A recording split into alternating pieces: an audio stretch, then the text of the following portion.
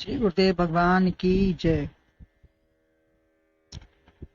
श्रीमद् भगवद गीता के चतुर्थ अध्याय में श्री भगवान ज्ञान कर्म संन्यास योग का वर्णन करते हुए कहते हैं कि जब ज्ञान कर्म और संन्यास के तीनों का योग होकर जो कर्म होंगे तब अहम मैं तेरा मेरा निवारण होगा।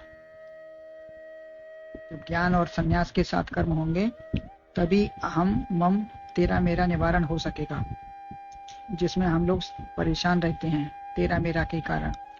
आत्म रूप में शेष रहेगा, केवल आत्म रूप में ही शेष रहेगा। शिवोहम अहम ब्रह्मास्मि।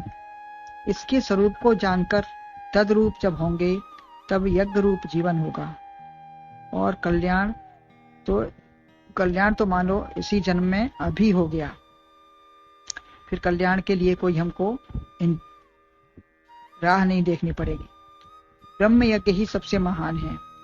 वास्तविक सर्व ब्रह्म दर्शन ब्रह्मार्पण सबसे पहले बताया ब्रह्मार्पण ब्रह्म अग्नि। तो ब्रह्म यज्ञ ही सबसे महान है। सब हर तरफ ब्रह्म के ही दर्शन, जो भी वस्तु है, जो भी देना लेना स्रोत जो भी कुछ है सब ईश्वर का ही दर्शन है सर्वत्र। दूसरा बताया देव यज्ञ। ब्रह्म यह भी स्वार्थ से अलग हटकर है।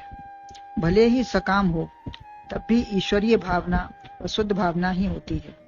सकाम हो सकता है देव यज्ञ, लेकिन होती ईश्वरीय भावना ही है, ईश्वर के प्रति ही किया जाता है और शुद्ध भावना रहती है। सुंदर विचार होते हैं, धन पवित्र, मन पवित्र सब होता है। तीसरा है ब्रह्माग्ना व परे। जो ब्रह्म अग्नि में हवन हो रहा है वह अभी यज्ञ है, लेकिन थोड़ा कर्तापन का भाव है कि मैंने किया। परिणाम भी ब्रह्म प्राप्ति है, ब्रह्म प्राप्ति की चाह भी है और परिणाम भी उसका वही है, परंतु यह ब्रह्म यज्ञ से थोड़ा हटकर है, ज्ञान यज्ञ। 26वें श्लोक में भगवान बताते हैं श्रोत्रादीन इंद्रियाण्यन्ये संयमाग्निषु जुह्वति शब्दादीन विषयान्यन्ये इंद्रियाग्निषु जुह्वति। कुछ होमते श्रोतादि इंद्रिय संयमों की आग में, इंद्रिय अनल में, कुछ विषय शब्दादि आहुतेर में। श्लोक का अन्वय है अन्य श्रोतादि इंद्रियाणि संयमाग्निषु जुह्वति, अन्य शब्दादीन विषयान संयमाग्निषु जुह्वति। अर्थात श्रोत, नेत्र, नासिका, रसना, त्वचा, 5 ज्ञानेंद्रिय, इनको संयम रूप अग्नि में आहुति देना है। दूसरे योगी जन जो है वो इन 5 ज्ञानेंद्रियों को संयम करके उनकी आहुति दे देते हैं। यह भी कोई आसान काम नहीं है। रामायण में कहा है कहा न पावक जार सक, का न समुद्र समाये, का न करे अबला प्रबल, कही जग काल न खाए। तो जब संयम की आग में सब भस्म हो गया तब स्वयं ही कोई विषय नहीं मांगेंगी। इंद्रियां फिर विषय मांगने की जरूरत ही नहीं है, सब उसमें संयम में सब हो गई, समिट गई। तो उनको कोई विषय लेना ही नहीं है, कोई मांगना ही नहीं, ना कोई चाह है,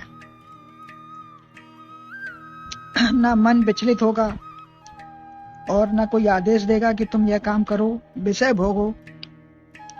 जब बांस ही नहीं तो बांसुरी कहाँ? मन किसको विक्षेप करेगा? यदि भस्मीभूत नहीं कर पाते तो समर्पण कर दो। गोविंद लो अपनी गैया, हमसे यह संभलती नहीं। यदि हम असमर्थ हैं संयम करने में तो भगवान के समर्पण कर देना है। गोविंद अपनी गैयों को संभालो, गैया इंद्रिय रूपी गैयों को, गायों को संभालो, ये हमसे नहीं संभलती, आप ही अपनी चीज संभालो। अब अर्पित की हुई चीज की रखवाली की जिम्मेदारी भी समाप्त हो गई। हमने चीज अर्पित कर दी तो फिर हमें उसकी रखवाली की क्या चिंता? जिसको दी वो अपना जाने। तन मन धन प्राण, भगवान जो चाहे तो विषय दें या रखें या ना दे। जैसे गुरु दीक्षा में तन मन धन प्राण अर्पण कर दिया जाता है गुरु को, तो फिर अपना क्या रहा? मन ही चलायमान करता है। शरीर में इंद्रियों के गोलक हैं, लेकिन जब हमने मकान ही किसी को दे दिया तो एक एक जगह वस्तु नहीं कहते उनसे, तो किसी को मकान ही दे दिया तो उनको एक एक जगह नहीं बताएंगे कि ये भी आपका, ये भी आपका, वो सब उन्हीं का हो गया। तब तो कुछ गुरुजी दे वही पाओ। जब गुरुजी को समर्पण कर दिया तो फिर जो गुरुजी देंगे वही मिलेगा, वही पाएंगे।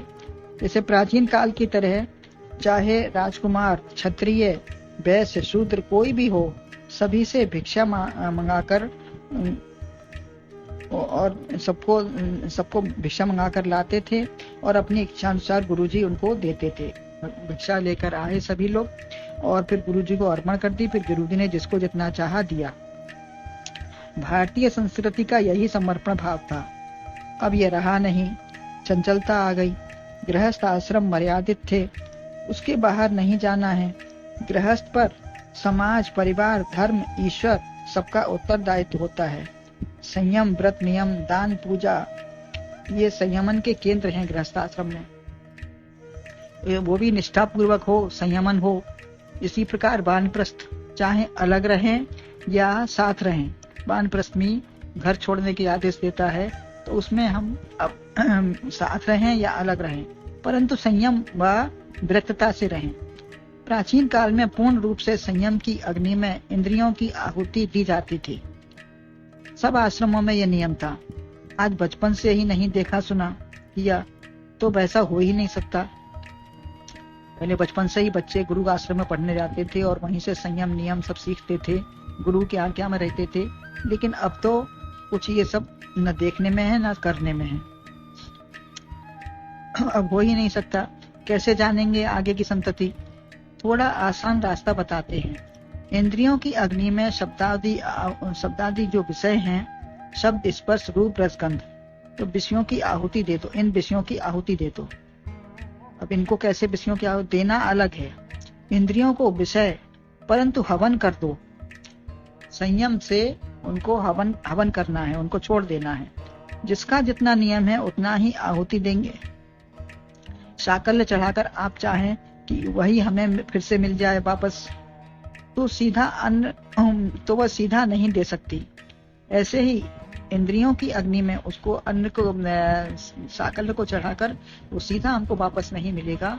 उसका रूप परिवर्तन होके यज्ञ के द्वारा हमको वर्षा के द्वारा अन्न जब पैदा होगा तब हमको उसका दूसरा रूप मिलता है। अतः ऐसे ही इंद्रियों की अग्नि में विषयों का हवन कर दिया तो वह नहीं मिल सकती। जैसे सिंह सपूत होता है, क्योंकि संतान की इच्छा से एक बार ही संपर्क होता था। सिंह का पुत्र जो होता है सपूत होता है क्योंकि वो एक बार ही संपर्क करता था। ऋषि मुनि भी ऐसे ही थे। एक बार में तृप्ति कर लो, बार बार उसका ध्यान चिंतन चाह ना हो। जीवन में एक बार नहीं तो वर्ष में एक बार या महीने में एक बार हो। हवन ऐसा वही उच्च कोटि की भावना है। ऐसा ही हवन, ऐसा ही त्याग, ये सब उच्च कोटि की भावना है। हो भी गया तो विषयाकार संसाकार ना हो। यदि कोई गलती हो भी गया तो उससे विषयाकार की वृत्ति या संसाराकार वृत्ति ना हो। परमात्मा की ओर उन्मुख हो जाएं कि परमात्मा ने कुछ गलती हो गया, कर दिया, तो हम उनको समर्पण करके क्षमा याचना करें। विषयों का हवन करो अथवा इंद्रियों को कुछ भी करो। श्रावण की इंद्रियों का संयम करो, कुछ भी किसी तरीके से भी उसको संयम करना है, विषयों का हवन करके या इंद्रियों का संयमन करके। रावण की तरह सिर काटो या अंग अंग काट कर चढ़ाओ। रावण ने सिर काट के भी चढ़ाया या अपने अंग अंग काट के चढ़ाओ। कुछ भी करो, मतलब करना है, संयम करना है। तुम विषयों के लिए या शरीर परिवार के लिए जीते हो। हम किसके लिए जी रहे हैं? विषयों की प्राप्ति के लिए या शरीर संसार के लिए, परिवार के लिए जीते हैं। जीते रहो, पशुओं की भांति नहीं। जियो लेकिन पशुओं की भांति नहीं कि बस पशुओं की तरह हमको अपना समय काटना है। और हमें क्या करना है? संयमित होकर इंद्रियों को जीतकर विषयों पर विजय प्राप्त करना है। यही सब प्रकार से उपदेश है। गुरुओं का यही उद्देश्य है, यही गीता का उपदेश है, भगवान का कथन है। इन 12 यज्ञों में से यदि एक यज्ञ भी कर लिया तो सब प्रकार से उन्नतशील जीवन होगा। यही मानव जीवन का उद्देश्य है, कल्याण है, लक्ष्य है और यही हमारे लिए शुभ है। गुरुदेव भगवान की जय।